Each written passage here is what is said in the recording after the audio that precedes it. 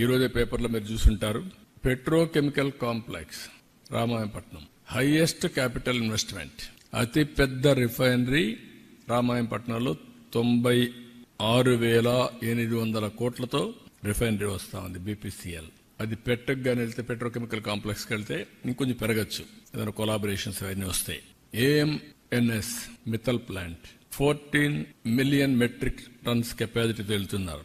అది మొన్నే అగ్రిమెంట్ ఇంకా NMDC కావాలి, అది అవుతానే గవర్నమెంట్ ఆఫ్ ఇండియా ఒప్పుకున్నారు. రా మెటీరియల్ ఇస్తే ఇమీడియట్ గా స్టార్ట్ చేస్తారు. 1,35,000 కోట్ల రూపాయలతో పెట్టడానుకున్నారు. ఒక ఫేజ్ 2 ఫేజ్ సమారిగా. LG ఎలక్ట్రానిక్స్ ఒక 5,000తో పెడుతున్నారు.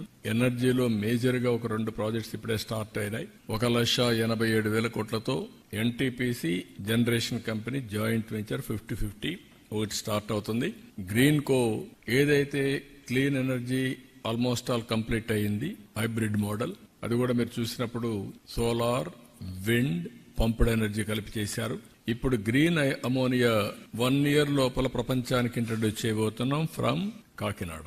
నాగార్జున ఫెర్టిలైజర్స్ ప్లాంట్ తీసుకొని వాళ్ళు వర్క్ స్టార్ట్ చేస్తారు. 1 year లో ఫైనలైజ్ చేస్తారు.